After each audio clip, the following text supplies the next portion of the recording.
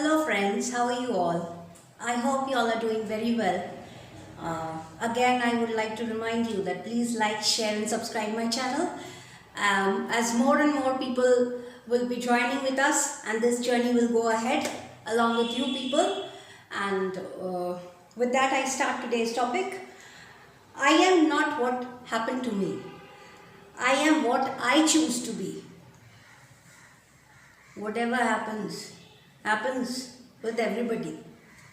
Everybody faces bad things, worse things, good things, everything. That's what life is all about, right? But we should not just, something happened, something wrong happened to us, something sad happened to us, and we should not just hold that situation and sit over there and sit and crib about the whole situation and waste our time. No, that's not. We are human beings. We are meant to look forward. We have to move ahead in our life, and it's not that we just can sit with that what had happened with us and sit and cry and let people come and sympathize with us. No, don't let ever people sympathize with you. It makes you a weak person. No, you shouldn't be a weak person. You should be a strong-willed, strong-minded person. That anything happens, no matter what happens, I'm going to see where I can go, what I can do with the situation, right? So, this is like a fighting attitude you should have. Everybody has that. It's only that you have to bring it out for yourself. You have to stand up for yourself, right? Let me give you an example to this topic. We all remember what had happened to Japan. Two of its cities were bombed by nuclear weapon, and people were fleeing here and there, and some people died of the tremendous heat that is generated, heat wave that is generated out of a nuclear explosion. And then the radiation and the cloud formation, then it started raining and the radiation started spreading among people. Those things we know. And on the 15th of August 1945, the imperialistic Japan converted itself, it surrendered. Emperor Hirohito, he surrendered, and Japan was declared a democratic country.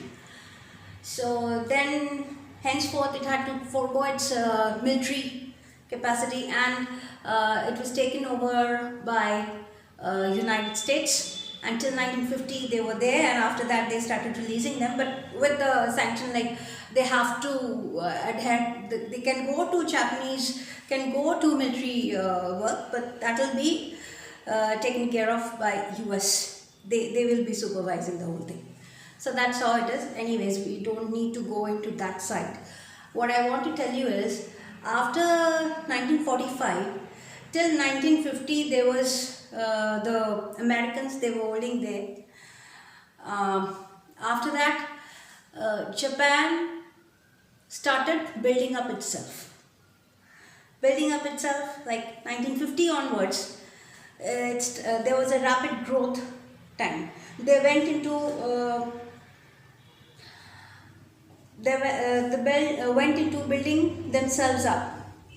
They built their own educational institutions, and those were very disciplined technical institutes that were built in Japan. Those were used to produce students with lots of discipline, and that resulted in a workforce that Japan has today is a technical mindset and a very disciplined workforce. And this is very productive. This is the need of a productive nation.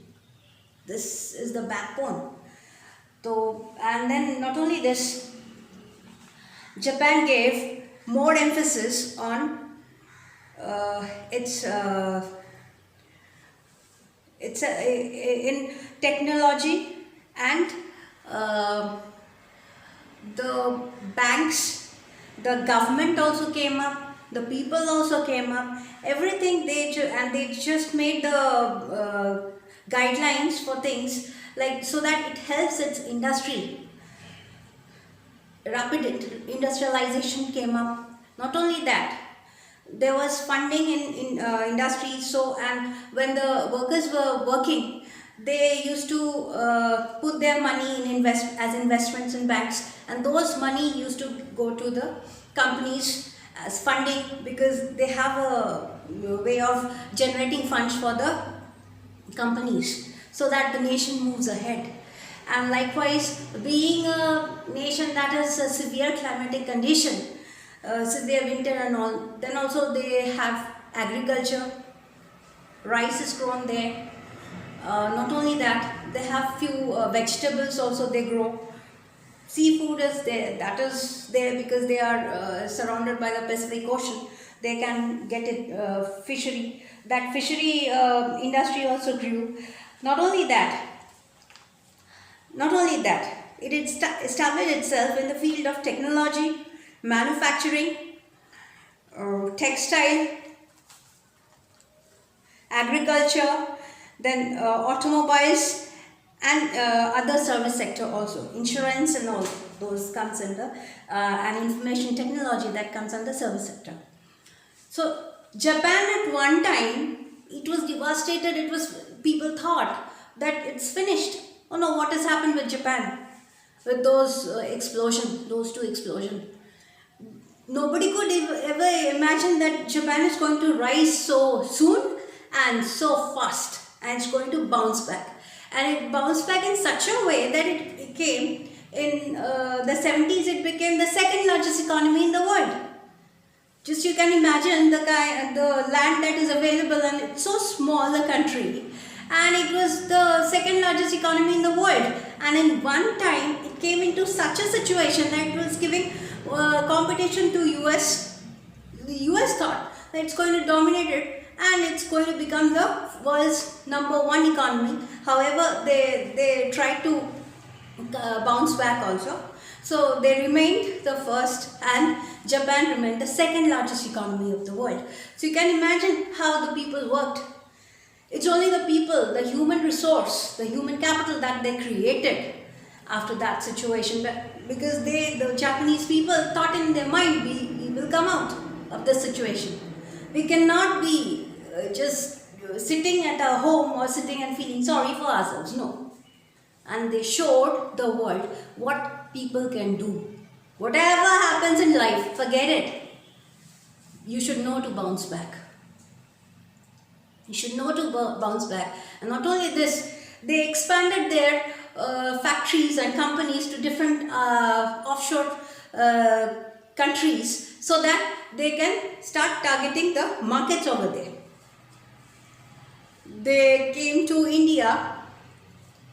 Suzuki, they came to India way back in 80s. They started their expansion during the 80s. They had been even to US. Toyota Motors. Toyota Motor Corporation is the #1 seller in United States among its automobile company. It's the #1 maker in car production in the world, and in US it's the #1 position in sales in automobile sector. Not only this, even in steel production, Japan Steel has the highest carbon content, and it's the strongest steel, hard. And we in India, we take technical transfer from Nippon Steel.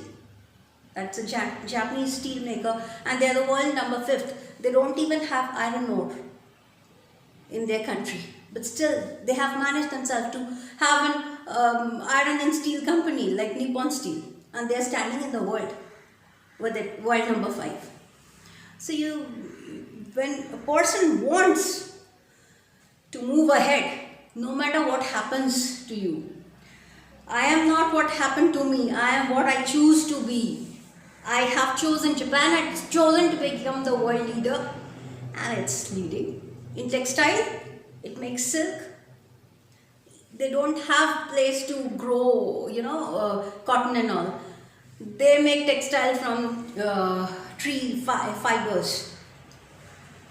So that's how, and even the infrastructure development is also top class in Japan.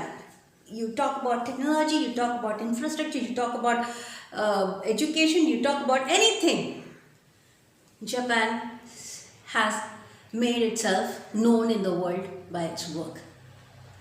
So we should learn from such kind of country how to move ahead.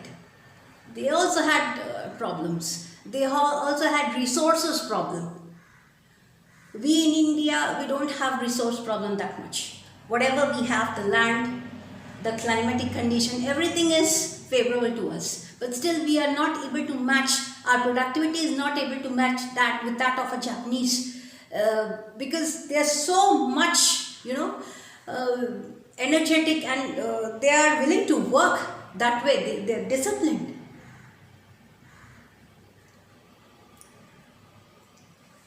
The labor force is very strong. The skilled labor force, that is very strong. That is the backbone of any country. So, with this I end today's topic. Thank you. Please like, share and subscribe my channel. I'll meet you again with another day, another topic. Thank you.